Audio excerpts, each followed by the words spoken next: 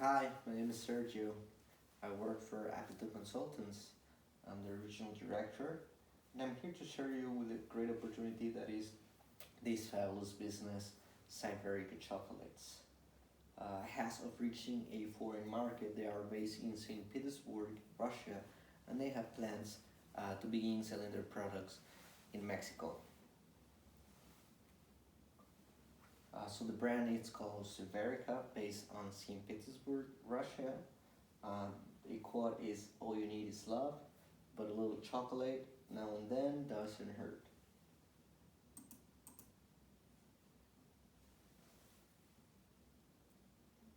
Now let's talk a little bit about the demographics of Mexico, which is the country this company is trying to reach.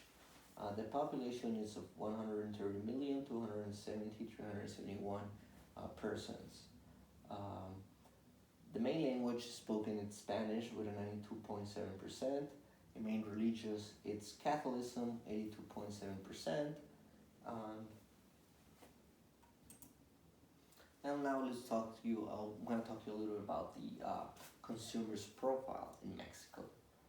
The population in Mexico is relatively young, even though it is aging. The media age in 20, the media age is currently at 29.2 years, and but back in 2010 it was 26.2 years old for the medium.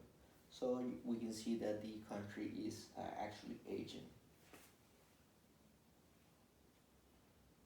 The main cities are Mexico are Mexico City, Guadalajara, Puebla, Ciudad Juarez, and Tijuana. Most of the majority of the Mexicans live within the central area of the country. It's where the highest population density is. Now the GDP per capita, gross domestic product, we can see it has been increasing from the 1990s, going up, but until the early, so as we can see 2019, it started dipping down, probably because of the effects of the global pandemic due to the COVID-19. The GDP per capita (PPP) is USD 20,410. The people in Mexico earn an average 15,314 US dollars per year. That is much less than the average of the OECD countries, which is 43,241 US dollars. Basically, in Mexico, people earn a third of the average of the countries of the OECD. More than half of Mexico's population is engaged in the informal economy. That is also another big data. Now, we believe that Mexico presents a big opportunity for Siberica because it has a its culture is very close to the origins of cacao and the origins of chocolate itself. As you may know, cacao comes from Central America, mainly in the area of Mexico and southern Mexico. Ancient Mexican cultures, like the Mayans, will use the cacao seeds as their coin, their currency. Um, but many others use it for consumption or mainly for ritual related activities. The word chocolate itself, it comes from a Nahuatl world, which it's come from two Nahuatl words actually. First being chocol, which means cacao seeds. It's a Nahuatl word for cacao seed, and atl, which is the Nahuatl word for water. Literally, chocolate, chocolatl, as they used to call it, means cacao water, and so they used to drink it in a beverage for rituals. And this tradition of consuming chocolate, it has stayed within Mexico for all over the years and the centuries. How does the Mexican government system works? The government has laws and programs to help cacao producers as well as exporters of cacao-like products and its derivatives. Since Mexico is a very large cacao producer, there are a lot of incentives for either producers or merchandisers, people who sell cacao like or cacao derivative products. So this will make it easier for a chocolate company to come and start selling their products within Mexico. In 2020, Mexico imported 72.8 million in cacao. If we import still in Mexico a lot of the cacao that we consume, even though we are one of the largest exporters, we also import large quantities. This is how much cacao is consumed in Mexico.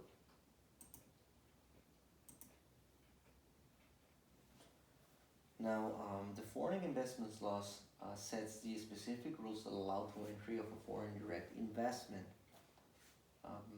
Basically, to sum it all up,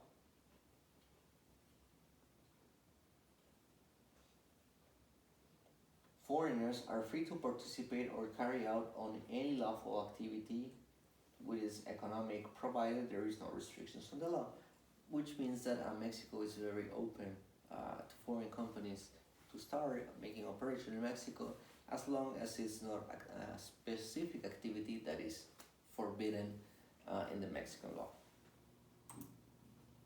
Now here we can see a little bit of the stats as far as how the foreign investment went in Mexico.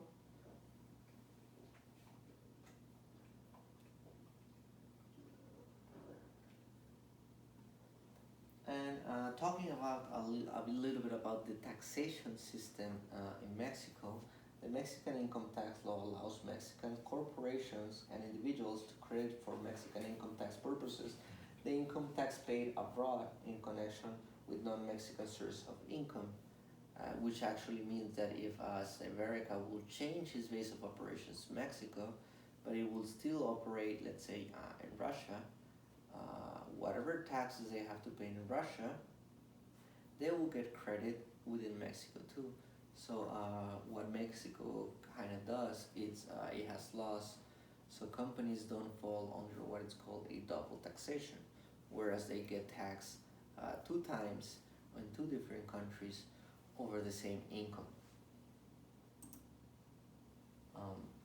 Mexico's currency is the Mexican peso, the MXN, which is hovering around 19.5 pesos per US dollar.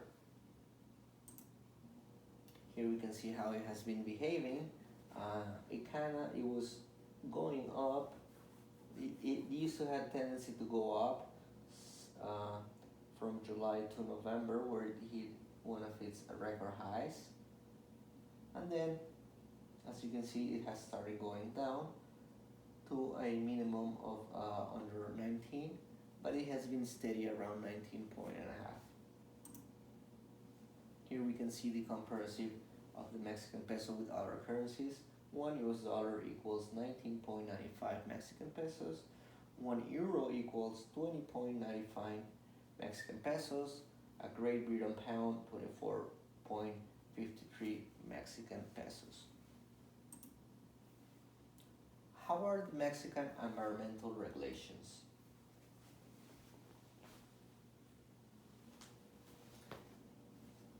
There are several rules we need to respect in order to ensure compliance with local environmental laws. The EIA, which is stands that manufacturers and companies have established in the country, need to abide by these laws. These laws include waste regulations, wastewater regulations, air pollution regulations, and so on and so on. In order to comply with these environmental regulations in Mexico, the NAPS provides a host of services that includes obtaining the permits, controlling and disposing of hazardous waste, obligatory environmental reporting, and things that will help Severica comply with these environmental regulations. The work culture in Mexico is very unique and particular. Traditional Mexican corporate culture is characterized by very strong hierarchies and an authoritarian leadership style. Low wages and long working hours makes the environment of a lot of people not feeling so satisfied and fall into a negativity and less productivity. Even though if the official hours are from 9 to 5, nobody really works around these times. Most people work from 9 to 6, and most people will stay even longer time without even complaining, and a lot of times without even getting the payable retribution for these extra hours. About the taxing, that the government has instituted an 8% sales tax on a wide range of non-essential foods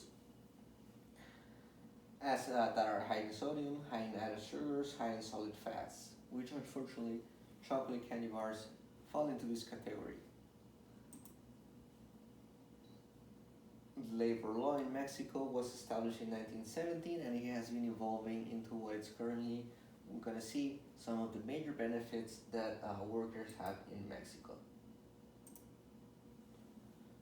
These benefits, even though unfortunately for the company it may elevate the labor cost, but workers in Mexico get a profit sharing. Another benefit is the Christmas bonuses, which is called the aguinaldo, legal holidays, vacation, and social security, employment housing, and retirement insurance. Unions form a big part of Mexican workforce, but unfortunately a lot of these unions are very politicized and they have very strong ties with strong political parties, one of the main ones being the PRI. So unfortunately a lot of the times, instead of worrying about the workers' rights, they worry more about using these worker forces as vote forces to win elections. Great thing about Mexico, it has a lot of agreements with several other countries all over the world. It's a country that is very opening to international trade.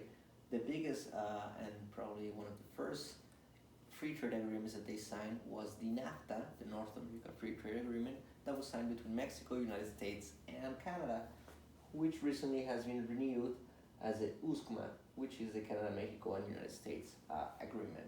But we also have agreements, the Trans-Pacific Agreement Partnership with Panama, the Pacific Alliance, the Central America Agreement, agreements with Peru, Bolivia, Japan, Uruguay, Israel, with the European Union as well. Now about tariffs, the products, candy bars, are taxed at a base rate of 15%. Anything that includes chocolate factories, when it contains from 15% to 40% of proteins. Well, here are the percentages established. So now, should the company enter the Mexican market? Yes or no? And that is a very strong yes. We at Aptitude Consulting, we strongly believe Severica has a great opportunity of succeeding in the Mexican market. One of the reasons being Mexico has a very strong chocolate culture. So they're avid consumers and they always welcome and try new brands and products. But also, lately the government has been implementing some regulations on candies and products about the labeling, where companies has to be more specific about the amounts of sugar and the real amounts of stuff that are in these products, which has created awareness in consumers, and they have slowly started looking for less sugary or less synthetic or chemical ingredients on their products, and start looking for more organic or more natural alternatives. And this is where Severica has a very strong opportunity, we believe. Now, the entry strategy that we would recommend for Severica would be a joint venture by partnering up with a local retailer and major wholesaler that has a lot of locations within the Mexican country. This will help Severica create a much larger aware in a short period of time, since its products are going to be immediately visible in a lot of countries all over the country. Now, we do recommend that this partnership is only done within the first few years of Severica entering Mexico, like I say, to take advantages of the opportunities of creating awareness. But within time, the company should start handling its own distribution, so it will generate even larger income.